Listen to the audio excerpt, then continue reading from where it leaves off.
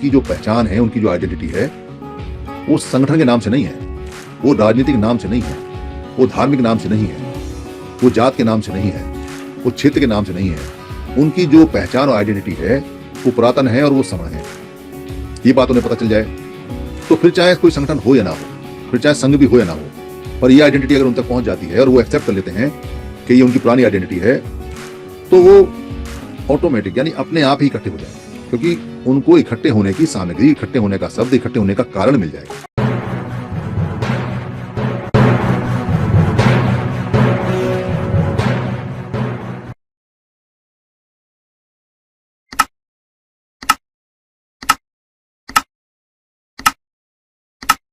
समन संघ, समनों का संघ, पुरातन संघ।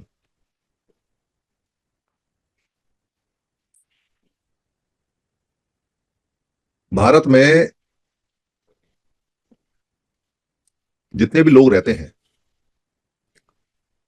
या पुराना महाभारत जो बर्मा से लेके और ईरान तक था, क्योंकि बर्मा भारत के आजाद होने से पहले उसको अलग किया गया, उन सारे लोगों की एक कंबाइंड पहचान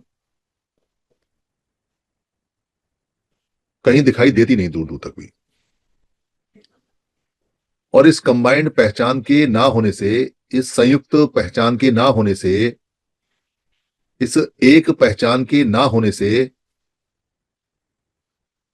हम चाहकर भी, मेहनत कर भी, पूरी जिंदगी लगाकर भी, अलग अलग प्रकार के महापुरुषों की वाणी को खूब प्रचारित प्रसारित कर भी एक नहीं हो पा रहे हैं।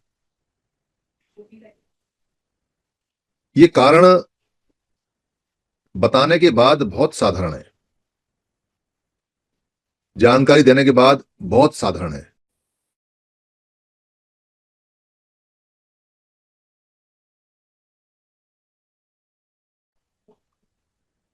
पर जब तक ये कारण जाना नहीं गया तब तक कोई कारण था ही नहीं। बताने के बाद, तो नाम हटनी है जानकारी के बाद, एक रह गया बस, हट गए। आपका माइक बंद हुआ। बताने के बाद, जानकारी देने के बाद अगर उसका उपयोग ना हो, या उस जानकारी को उपयोग करना ना आता हो, तो जानकारी का कोई फायदा नहीं। और अगर बताने के बाद, समझने के बाद उस जानकारी का उपयोग आता हो या उपयोग किया जाए, तो उसके बड़े बड़े फायदे हैं। एक होने के प्रोसेस में, एक बनने के प्रोसेस में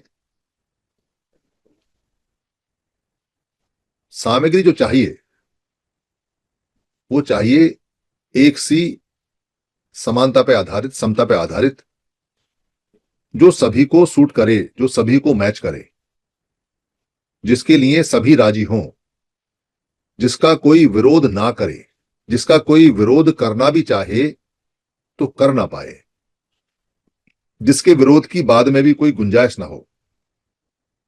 ऐसी सामग्री चाहिए, ऐसा कारण चाहिए। वो कारण हमें अभी तक मिला नहीं। हमारे जितने भी लोगों ने कोशिश की, उनकी भावना बहुत अच्छी रही, जुड़ने की, जोड़ने की। अपनी भावना के तहत में वो लगातार काम करते रहे, अलग अलग प्रकार से, अलग अलग तरीकों से। किसी को कोई महापुरुष बहुत अच्छा लगा, या किसी ने किसी महापुरुष के बारे में कोई जानकारी पढ़ी, या कोई जानकारी जानी, या कोई काम देखा, उसने उस महापुरुष के विचारों का, किताब का, उसके काम का, उसके नाम का, उसकी जीवनी का वर्णन करना शुरू किया, बताना शुरू किया। बहुत अच्छा किया कि कुछ लोग उस महापुरुष के नाम से, उसके काम से इन्फ्लुएंस होके और एक रास्ता में, एक रूपता में आएंगे और इकट्ठे होंगे। पर दूसरे छोर पे कहीं किसी को कोई दूसरा महापुरुष बड़ा अच्छा लगा, वो अपने उस महापुरुष को साधन मानकर, उस महापुरुष के बारे में बताकर, उसके काम के बारे में, उसकी जीवनी के बारे में वहां एक समरसता का, एक समानता का, एक रूपता का एक वातावरण बना रहा है जिससे लोग जुड़ रहे हैं। अलग अलग महापुरुषों के अलग अलग एक रूपता, समानता के, समता के जितने भी चीजें हैं वो सब सिखा रहे हैं, अलग अलग भाषाओं में, अलग अलग क्षेत्रों में। पर अफसोस की बात है कि वो एक दूसरे को एक्सेप्ट नहीं कर रहे हैं, एक दूसरे को ग्रहण नहीं कर रहे हैं, एक दूसरे को मान्यता देने को तैयार नहीं है, एक दूसरे को एक रूपता, एक समता, एक संभाव देखने को, बरतने को, जानने को तैयार नहीं है।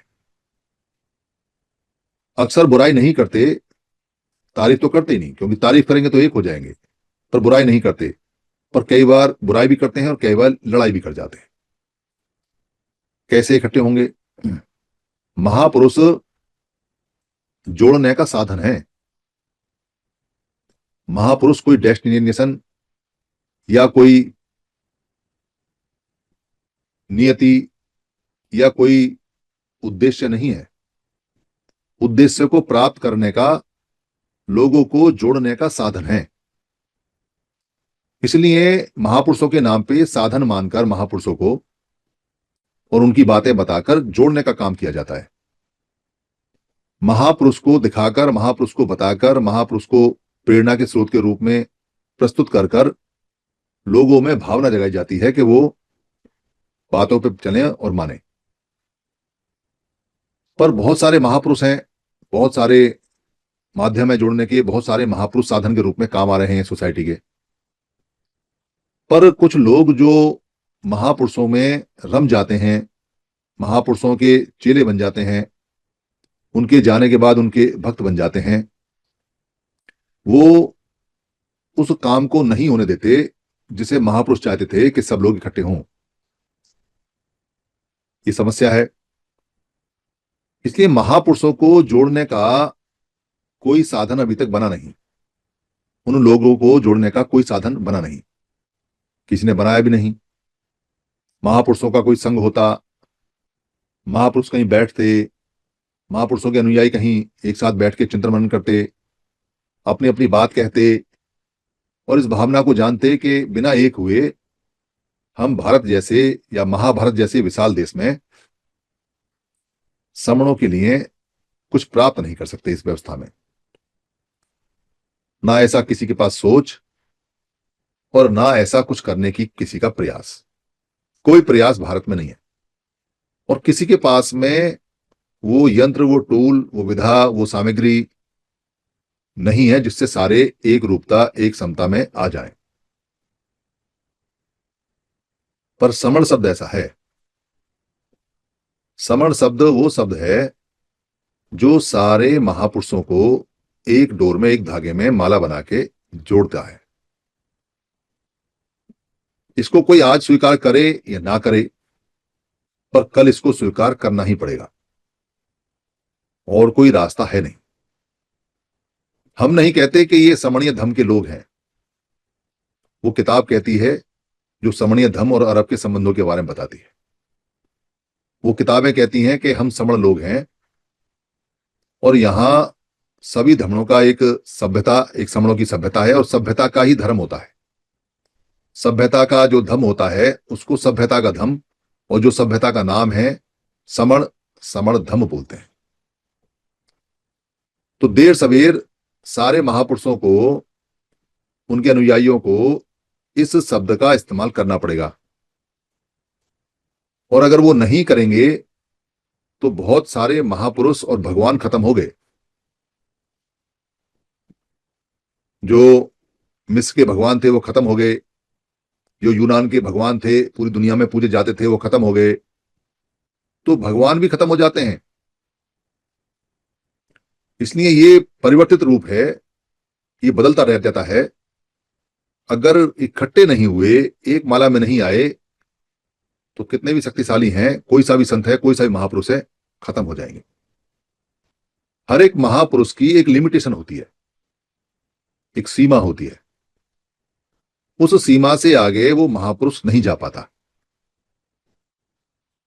दूसरा महापुरुष टकरा जाएगा, उसकी सीमा आगे टकरा जाएगी, या देश की बाउंड्री आ जाएगी, कुछ ना कुछ आ जाएगा। इसीलिए बुद्ध जैसे महापुरुष पूरी दुनिया में नहीं है, जाने जाते हैं, पर ईसा मसीह जैसे महापुरुष भी दुनिया में चलते हैं।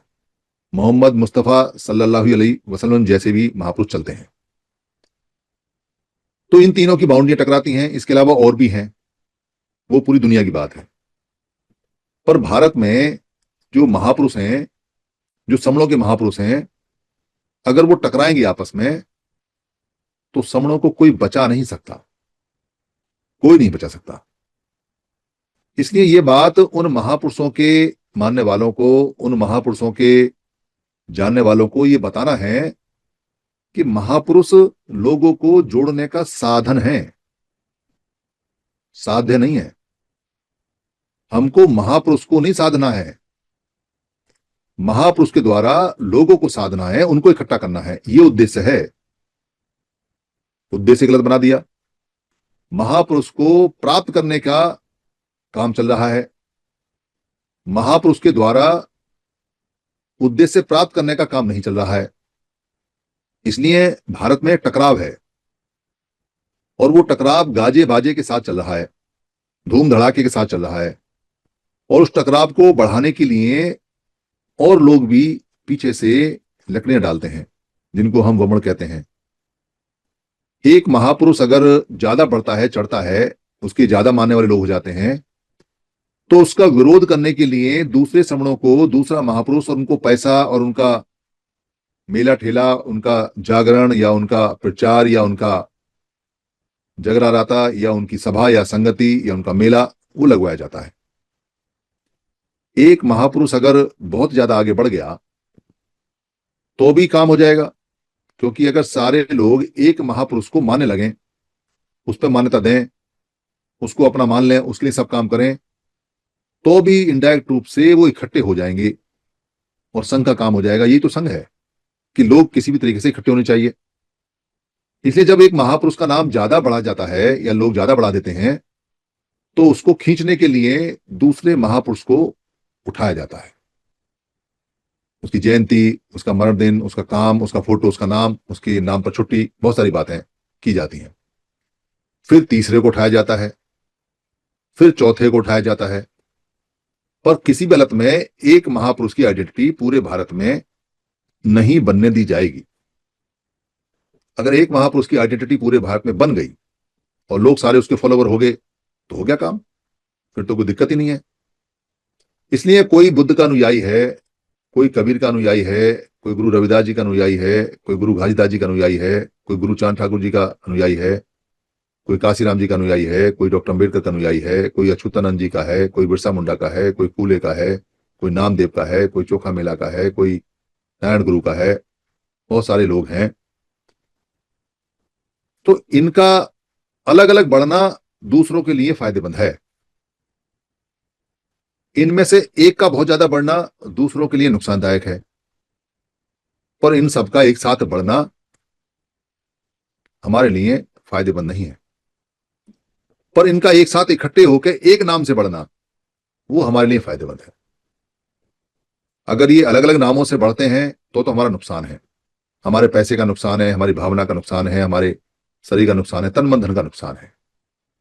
और अगर ये एक रूप, एक नाम, एक रूपता से बढ़ते हैं, तब हमारा बहुत फायदा है। आपने देखा होगा कि दूसरे जो लोग हैं, उनके जो जैसे भी उनके गणमान्य मान्य महापुरुष लोग हैं, वो एक नाम से बढ़ाए जाते हैं, अलग अलग नामों से नहीं, एक नाम से। और जिस नाम से वो बढ़ाए जाते हैं, उस नाम का फायदा वो ले जाते हैं। पर हमारे पास में हमारा एक नाम होते हुए भी हम ये समझाने में असमर्थ हैं कि आप सब काम करो, पर इस नाम से करो, एक नाम से। क्या फायदा होगा? अलग अलग जिलों में आपने 750 अकाउंट खुलवा दिए अलग अलग नाम से। आपको रुपए इकट्ठे करने हैं किसी काम के लिए 10 करोड़, और अलग अलग खातों में जो रुपए जमा हुए 750 अकाउंट्स में, उनको जमा गुणा भाग करें तो वो बैठ रहे हैं 100 करोड़। पर अगर डिवाइड करें, भाग करें, तो वो संख्या बैठती नहीं, क्योंकि एक के खाते में 10 करोड़ है नहीं, काम बने कैसे? और सबको मिलाओ तो 100 करोड़ बनते, 10 गुने बनते हैं, पर सब मिलते नहीं। तो हमें अगर तुरंत तुरंत में फायदा चाहिए तो जितने भी महापुरुष हैं, वो जो नाम हम बढ़ा रहे हैं आगे, उस नाम को बढ़ाने के साथ साथ में समणीय महापुरुष या समणीय धम का नाम बढ़ाना पड़ेगा। बस इतना सा काम करना है। अपने महापुरुष को समण महापुरुष, समण डॉक्टर अंबेडकर, समण महासमण बुद्ध, समण नामदेव और समणीय धम के लोग, ये कहना पड़ेगा। इससे हमारा काम बहुत तेजी से बन जाएगा, क्योंकि काम तो हुआ पड़ा है। ठीक वैसे ही हम राजनीतिक पार्टियों के पीछे जाते हैं। वोट तो डालना है कहीं ना कहीं, बाबा साहब ने कहा है, ना भी कहा है तो भी हमारा राइट है, हमें अपना मत देना चाहिए। पर अगर अलग अलग प्रकार के लोग हैं और अलग अलग प्रकार के लोगों को हम ये कहते रहेंगे कि ये सभी सही हैं और सभी में वो वोट बटेगा, तो उस वोट का वैल्यू खत्म हो जाएगा। जो उद्देश्य प्राप्त करना है वो नहीं होगा। कैंडिडेट जीते या हारें उससे फर्क नहीं पड़ता, क्योंकि अमेरिका जैसी कंट्री में या और भी कंट्रियों में तो परसेंटेज ऑफ वोट पर देखा जाता है कि किसी कितने परसेंटेज है, उसके उतने मेंबर आते हैं। वो सिस्टम यहां भी लागू करने के लिए कहा गया था, पर सरकारें मानती नहीं, उसको दिया गया था, वो विजय मानकर जी ने दिया था। तो परसेंटेज ऑफ वोट का सिस्टम बेशक लागू नहीं है देश में, पर काउंट होता है। इसलिए जिस व्यक्ति की परसेंटेज ऑफ वोट ज्यादा होती है, उसका एक भी मेंबर ना जीते पर उसको Z+ सिक्योरिटी मिलती है, क्योंकि इसका परसेंटेज वोट बहुत ज्यादा है, लोग इसके पीछे हैं। तो अगर सारे ही लोग एक साथ हो जाते हैं, बेशक उनका एक भी कैंडिडेट ना जाए, पर उनकी बात मानी जाएगी, क्योंकि वो किसी भी चुनाव में किसी भी स्थिति को कहीं भी बदल सकते हैं। बेशक वो जीते ना, पर किसी की हार को जीत में बदल सकते हैं और किसी की जीत को हार में। तो उनको गेम चेंज करने की उनके पास पावर है, इसलिए उनका सम्मान रहेगा, उनका मान रहेगा, उनकी वैल्यू मानी जाएगी, उनकी बात सुनी जाएगी कि ये गेम बदल सकते हैं। तो कौन अपना गेम खराब कराना चाहेगा? इसलिए हमें लगातार लगातार कैंडिडेट दिए जाते हैं। एक ही कैंडिडेट या एक ही तरह के लोगों को अगर बढ़ाओगे तो उद्देश्य प्राप्त हो जाएगा, बाकी सब खत्म हो जाए तो वो उद्देश्य हमारा मुट्ठी बंद संख्या है वो हमें दिखाई देगी, हमारा मनोबल बढ़ेगा। इसलिए वो अलग अलग लोगों को बढ़ाते हैं, किसी को पैसा देके, किसी को लालच देके, किसी को पार्टी बनवा के, किसी को पार्टी ना करके। ठीक वैसे ही जैसे महापुरुषों के कार्यक्रम में होता है, ठीक डिट्टो वैसे ही वो किसी एक को नहीं उभरने देंगे। अगर एक उभर गया, सब लोग उसके पीछे हो गए, तो संघ का काम तो हो गया, फिर तो कोई समस्या नहीं है और बात बन जाएगी, पर वो नहीं होने देंगे।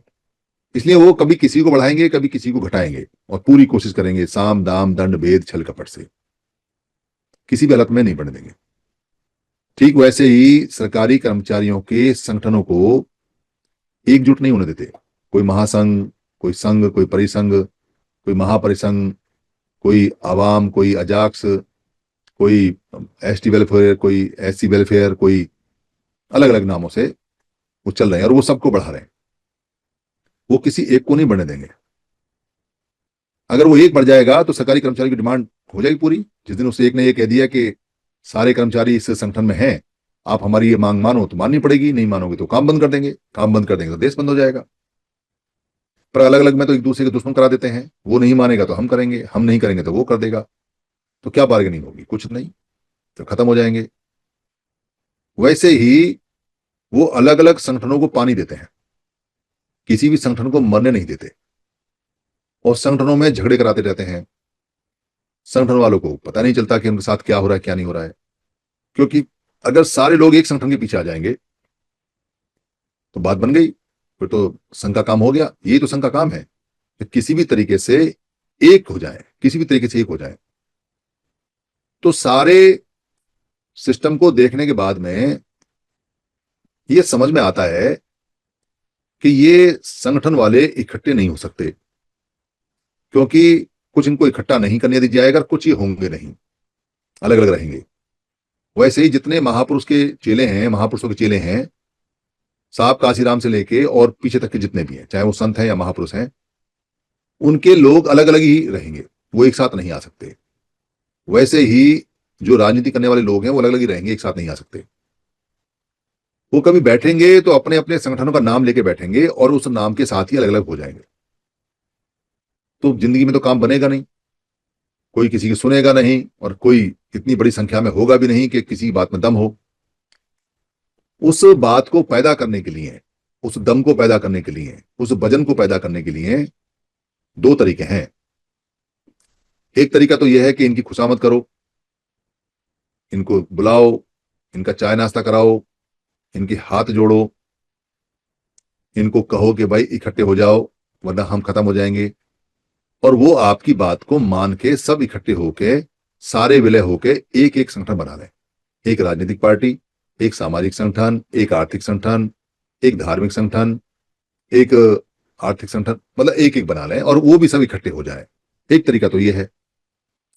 और दूसरा तरीका ये है कि उनको इकट्ठे होने के लिए कोई सामग्री दी जाए जिससे कि उनके साथ जो लोग हैं उनमें ये यकीन पैदा हो जाए कि उनकी जो पहचान है, उनकी जो आइडेंटिटी है, वो संगठन के नाम से नहीं है, वो राजनीतिक नाम से नहीं है, वो धार्मिक नाम से नहीं है, वो जात के नाम से नहीं है, वो क्षेत्र के नाम से नहीं है।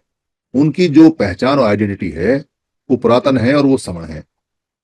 ये बात उन्हें पता चल जाए तो फिर चाहे कोई संगठन हो या ना हो, फिर चाहे संघ भी हो या ना हो, पर ये आइडेंटिटी अगर उन तक पहुंच जाती है और वो एक्सेप्ट कर लेते हैं कि ये उनकी पुरानी आइडेंटिटी है, तो वो ऑटोमेटिक यानी अपने आप ही इकट्ठे हो जाएंगे, क्योंकि उनको इकट्ठे होने की सामग्री, इकट्ठे होने का शब्द, इकट्ठे होने का कारण मिल जाएगा।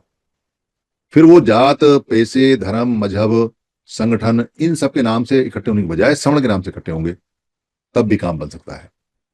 पहले वाले कारण में खूब कोशिश की, सारे संगठनों को बुला के, नेताओं को बुला के, बात करके, गरम नरम सब, दावत भी खिला के और फटकार भी लगा के, दोनों तरह से खूब कहा कि भाई आओ बैठो बात कर लो, जब तक इकट्ठे नहीं होंगे हम जीतेंगे नहीं। इस बात को कोई मना नहीं करता तो इसको कर लो, जब ये बात ठीक है और इसको मना नहीं करता कोई तो इसको कर लेना चाहिए, पर वो नहीं करते।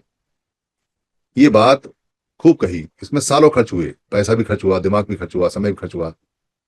अब एक आदमी के पास में कितना समय हो सकता है? कोई नौकरी करता है, कोई व्यापार करता है, कोई कहीं रोजगार करता है, बच्चे भी पालने हैं, ना भी अगर किसी के बच्चे वगैरह हों तो उसके पास जिंदगी के दिन ही कितने होते हैं, उसमें बिहारी, बीमारी, परेशानी, दुनिया भर की बातें चलती रहती हैं। तो समय का अभाव है, समय के अभाव के कारण जो हो सकता है अब होगा। आने वाली पीढ़ियों से उम्मीद नहीं है, उनको कुछ पता वता है नहीं, वो तो अपना मोबाइल उनको मिल गए हैं और फ्री का डाटा मिल गया, उसमें वो मस्त रहते हैं, गेम वेम खेलते रहते हैं, उनका चलता रहता है चैट वैट इधर उधर का कहानी, और वो उसी में बर्बाद है और उसी में खत्म हो जाएंगे। तो कौन इसको रोके, कौन समझाए, कौन बात बात करे? कोई आगे आने को तैयार नहीं, कोई इस बीड़ा को उठाने को तैयार नहीं। तो समन संघ में बहुत सारे लोगों ने ये बीड़ा उठाया और शपथ भी ली और नमक भी चखा। कई तो झूठा ही नमक खा गए, पचा भी गए, कई झूठे ही शपथ खा गए, लौट के ही नहीं आए।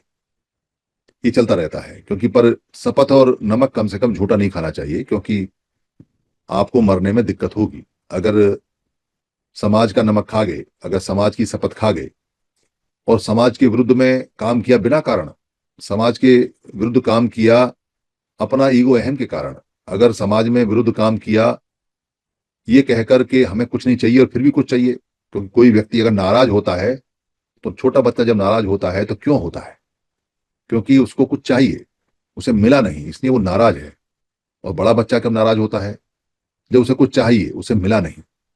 पर बड़ा बच्चा बताता नहीं, क्योंकि अगर बताएगा तो संघ को कह के गया है कि मुझे कुछ चाहिए नहीं, और अभी तो उसे कुछ चाहिए। तो थोड़ा समय लगेगा, वो देखे क्या है क्या नहीं है, नाराजगी दूर करे या क्या है क्या नहीं, पर शपथ खाई है तो नाराजगी का कोई कारण नहीं बनता। तो चलो, ये तो दुनिया है, चलती रहती है, यहाँ कोई बुद्ध तो है नहीं लोग जो चले थोड़ा सुधरेंगे, थोड़ा देखेंगे। पर जितने भी कारण बताए और जितनी भी चीजें चली, उन सब में उन लोगों को खूब कहा, खूब समझाया। तो फिर बोला भाई हम इकट्ठे हो जाते हैं। तब ये इकट्ठे होने का कार्यक्रम बना कि हमको इकट्ठा होना है। इसमें बहुत लोग जुड़ते गए, बहुत लोग आते गए, कुछ लोग जाते भी गए, आते गए, जाते गए, बढ़ते गए। पर ये कंसेप्ट अमर कंसेप्ट है, अमर। ये मरने वाला नहीं है, ये अजर है, ये बूढ़ा नहीं होगा। इस कंसेप्ट में कोई बीमारी नहीं रख सकती। इस कंसेप्ट की क्रिया कम या ज्यादा हो सकती है, इसका एक्टिवेशन कम या ज्यादा हो सकता है, इसका फैलाव स्लो हो सकता है, फास्ट हो सकता है, पर खत्म नहीं हो सकता। खत्म अगर होता तो ये हम तक पहुंचता भी नहीं। अगर हम तक पहुंचा है तो जीवित है, तो चल रहा है। तो वो जो दूसरा तरीका है वो समन संघ अपना रहा है सावधानी के साथ में। और वो तरीका ये है कि हमें एक खेल खेलना चाहिए। किनके साथ? अपने रिश्तेदारों के साथ, अपने यारे और प्यारों के साथ, अपने पुराने दोस्तों के साथ, अपने नए रिश्तेदारों के साथ, अपने मित्रों के साथ जो समण है। ये खेल बना लेना चाहिए हमको, क्योंकि आजकल व्हाट्सएप पे बहुत खेल चलते हैं। एक खेल ये भी जोड़ लेना चाहिए। और वो खेल है, खेल खेल में लोगों से ये पूछने का, तू है कौन, तेरी पहचान क्या है, तू कहां से आया है। तो कोई भी व्यक्ति जब अपनी पहचान बताएगा तो क्या पहचान बताएगा? सबसे पहले भारत के अंदर जाति का नाम बताएगा सबसे पहले।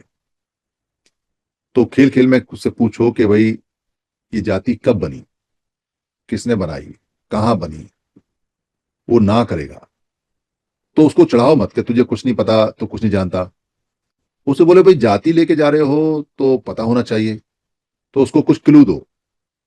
भाई लोहा पीटने वाले को क्या कहते हैं? कहेगा लोहार। सोना पीटने वाले को क्या कहते हैं? कहेगा सुनार। लकड़ी काटने वाले को क्या कहते हैं? कहते बढ़ई कहते हैं उसको। भाई रथ बनाने वाले को क्या कहते हैं? रथवान कहते हैं। भाई कपड़ा बनाने वाले को क्या कहते हैं? बुनकर कहते हैं। ऐसे वो नाम नाम लेगा। फिर उससे पूछो कि तूने जो जात बताई है उसका क्या काम है। तो वो काम अगर उसे पता होगा तो बताएगा, और नहीं पता होगा तो फिर आपके पास सवाल और है कि जब तुम्हें पता ही नहीं है, काम ही है, तो तुम शब्द को लेके क्यों घूम रहे हो, क्या कारण है। और अगर बताएगा तो उससे पूछना कि अभी भी तुम यही काम करते हो। तो नहीं करता होगा तो बताएगा ना, करता होगा तो बताएगा हाँ।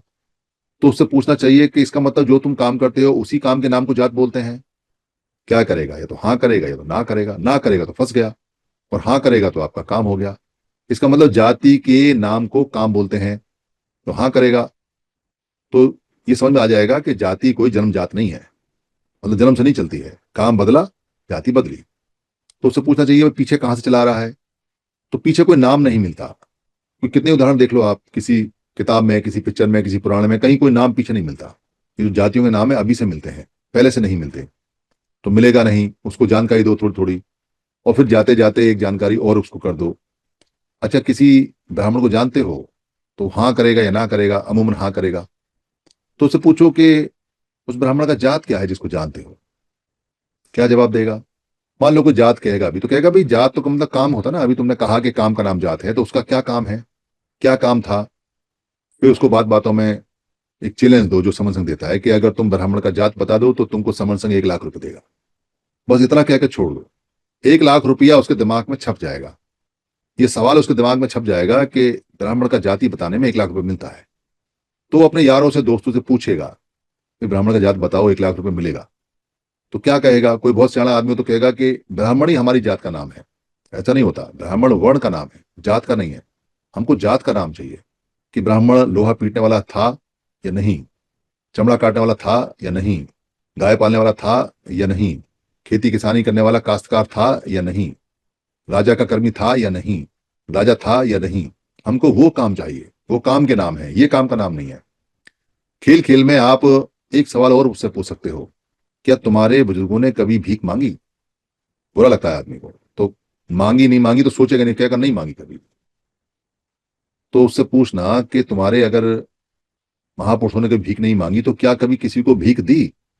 तो सोचने में मजबूर हो जाएगा, भाई किसी को दी या नहीं दी। तो कहते देते रहते हैं हम तो लेता कौन है? अगला सवाल होगा लेता कौन है।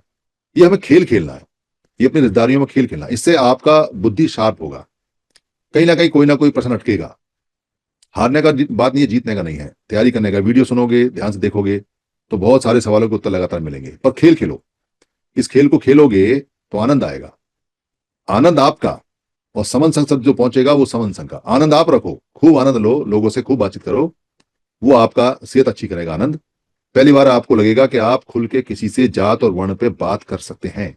अब इस लायक हैं कि खुल के, क्योंकि अब तक जो आंख छुपा छुपा के आप घूमते रहे और नाम बदल बदल के घूमते रहे, और इतने नाम बदल लिए कि अपना पूरा नाम लिखने की बजाय 2 शब्दों में नाम अटका देते हैं, अंग्रेजी के 2-3 शब्दों में कोई CL छोटे लाल लाल को लिखता है CLG, CL वर्मा जी, छोटे लाल वर्मा जी। अरे भैया, जब नाम छोटे लाल वर्मा लिखा है तो छोटे लाल वर्मा ही लिख लो, काहे इसे CL कर रहे हो? ये CL लिखने की परंपरा क्यों? डर के मारे। क्योंकि डर होता है अंदर से, हमारा नाम ही खराब है, अपना नाम रखा हुआ है उसी को खराब मानता है, जीतेगा कैसे? नाम को छुपा घूमना, तो नाम नहीं छुपाना, जात नहीं छुपाना, धर्म मजहब नहीं छुपाना, बल्कि पूछना है, सामने वालों से पूछना है। सामने वालों से पूछोगे तो डर निकल जाएगा सारा, और डर उनकी आंखों में दिखाई देगा। जिस डर को लेके आप जी रहे हो, इन सवाल जवाबों में वो डर सामने वाले की आंख में दिखाई देगा। बहुत सारे क्वेश्चन बनेंगे, बहुत सारे सवाल होंगे, कहीं अटकोगे भी, कहीं झटकोगे भी। बहुत अगर इमरजेंसी हो तो किसी पुराने संगी को फोन लगा के पूछ लो, और अगर कोई इमरजेंसी ना हो तो शाम को पोर्टल पे पूछ लो, सुबह को पोर्टल पे पूछ लो। सुबह 7 बजे, 6 बजे से पोर्टल खुलता है, 6 बजे से 7 बजे तक योगा होता है, और 7 बजे से लेके और 9 साढ़े 9 तक चर्चाएं चलती हैं। तो सुबह आ जाओ अपने बुद्धि को पैदा करने के लिए, अपनी चेतना को पैदा करने के लिए, या शाम को आ जाओ 8 बजे से लेके 10:30 बजे तक। पर ये खेल खेलो, ये खेल आपको जिता देगा, ये खेल आपको उम्र बढ़ा देगा, ये खेल आपके चेहरे की चमक लौटा देगा, ये खेल आपके माथे के गौरव को लौटा देगा। ये खेल है, इसकी वजह से हम बहुत परेशान हैं। हमारे लोग डर की वजह से जात पे बात भी नहीं करते, मतलब बताने का तो बहुत दूर का है। कहीं कोई जात की बात चल जाए तो उनके ऐसा लगता है जैसे सांप ऊपर से चला गया हो, सूम हो जाते हैं, बिल्कुल बोलते नहीं बिल्कुल भी। और वो जो 3 ना 13 में है, वो चिल्ला चिल्ला के पूछता है, कौन जात हो, क्या जात हो, कहां से आए हो, क्या है क्या नहीं है। इस खेल को खेलोगे तो चिल्ला चिल्ला के पूछोगे, कौन है बे, कहां से आया है, क्या जात है तेरी, क्या नाम है, क्या धर्म है, क्या वर्ण है, क्या काम करता है, तो पूछोगे तो खेल उल्टा हो जाएगा। फिर चेहरा आपका चमकेगा और सामने वाले का बुझ जाएगा। जिसका मनोबल बढ़ जाता है उसकी सब चीज बढ़ जाती है, और जिसका मनोबल डाउन हो जाता है उसकी सब चीज डाउन हो जाती है, सब चला जाता है। तो इस खेल को खेलना चाहिए, इसको मनोरंजन का साधन बनाना चाहिए, पर लड़ना नहीं है, भिड़ना नहीं है, गुरूर नहीं करना है। कहीं अगर दिखाई दे कि सामने वाले का ईगो हर्ट हो रहा है तो उस दिन के लिए रुक जाओ, ईगो हर्ट मत करो। ईगो हर्ट करोगे क्योंकि कास्ट से परेशान है वो व्यक्ति, बार बार बार बार वो इतना परेशान है कि आपकी बात में रस लेने की बजाय विष रस ले रहा है, तो कहां से आनंद आएगा उसको? फिर तो वो खराब कर देगा सारा मामला। तो अगर लगे, चेक करते रहो, इसके चेहरे के भाव को देखते रहो कि मेरी किसी बात का असर उल्टा तो नहीं पड़ रहा है। क्योंकि जैसे ही उसकी बहुत तने, जैसे ही उसकी आंखें सुकड़े, और जैसे ही उसका चेहरा निस्तेज होता है, उतर सा जाए, फौरन समझ जाना कि ईगो हर्ट हो गया, फौरन समझ जाना, रुक जाना वहां, कहना यार हम तो खेल खेल रहे थे, हमसे किसी ने पूछा इसलिए हमने पूछ लिया, चलो आज के लिए बात खत्म करें, फिर कभी दोबारा से स्टार्ट कर लेंगे, ऐसा करके छोड़ दो। ये सवाल जितने दिमाग में छोड़ते जाओगे उतना तेजी से समन संघ को स्थापित करते जाओगे, क्योंकि लास्ट में रुकोगे समन पे ही, और कहीं रुक ही नहीं सकते। सबको यहीं आना है, चाहे अब आओ, चाहे बाद में आओ, चाहे गा के आओ, चाहे बजा के आओ, चाहे बुरा मान के जाओ, चाहे सही मान के जाओ, आना यही है। घर कोई और है नहीं, घर कोई और होता तो 4.5 साल में हम ढूंढ लेते।